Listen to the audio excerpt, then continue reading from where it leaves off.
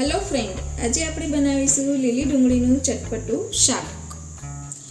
એમાં જોઈશે આપણે લસણ, લીલું મરચું, એક આદુનો નાનો ટુકડો, કોથમીર અને 2 ટામેટા સમારેલા। ઓકે, હવે આપણે લીલી ડુંગળીને પહેલા સમારીને ધોઈને આપણે રાખી દઈશું। હવે આપણે સૌ પહેલા તો લસણ, લીલું મરચું અને આદુ ત્રણેયને ખાંડણીમાં ખાંડી દઈશું।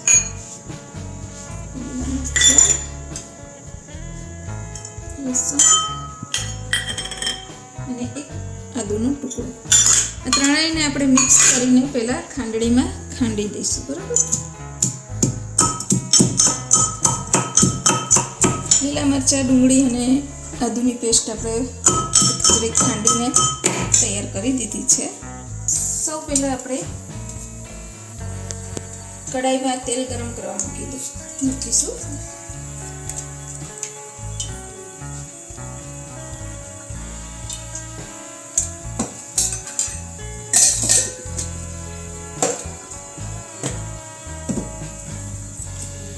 તેલ ગરમ થાય એટલે આપણે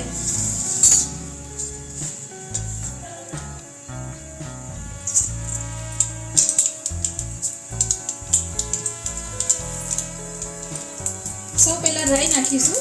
રાઈ ઉપર આવશે, તેલ ગરમ થાય એટલે રાઈ ઉપર આવવા લાગશે।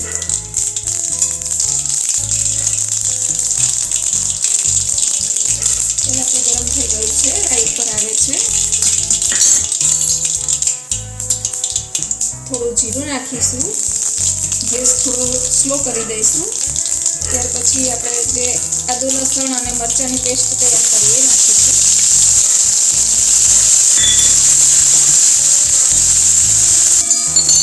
ત્યાર પછી લીલી ડુંગળી નાખીશું।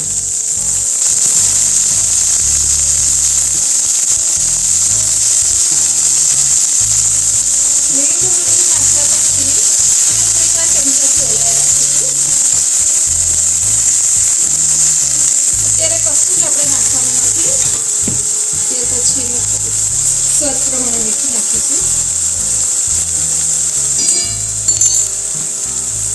ત્યાર પછી લીલું મરચું આપણે નાખ્યું છે એટલે લાલ મરચું થોડું ઓછું નાખીશું।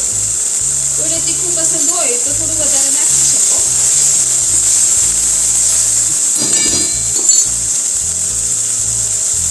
થોડીક હળદર નાખીશું।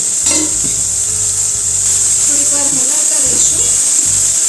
ત્યાર પછી આપણે જે ટામેટા સમાર્યા છે એને એડ કરી દઈશું।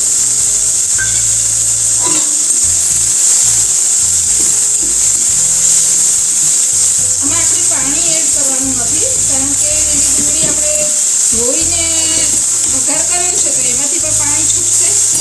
ત્યાર પછી આપણે ટામેટા એડ કરીશું, એમાંથી પણ પાણી છૂટશે, એટલે પાણી બિલકુલ નાખવાનું નથી। જીરું નાખીશું થોડું।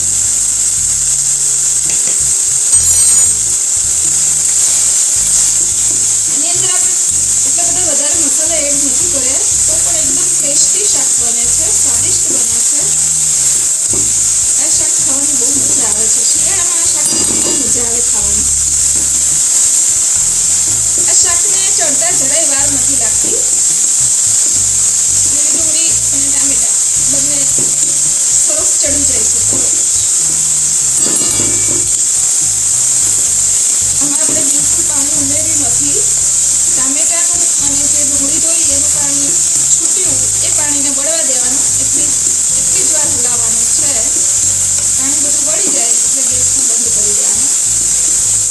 ઘણાને રસાવાળું શાક પસંદ હોય છે, જો રસાની જરૂર હોય, રસાવાળું બનાવવું હોય તો થોડું પાણી એડ કરી શકો છો।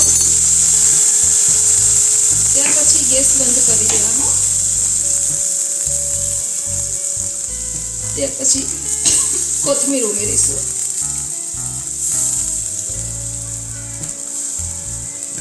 કોથમીર ઉમેરીને મિલાવી નાખીશું।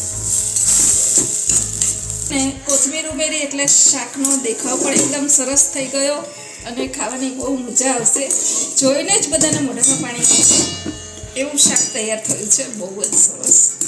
આને તમે બાજરીના રોટલા સાથે ખાશો તો બહુ જ મજા આવશે.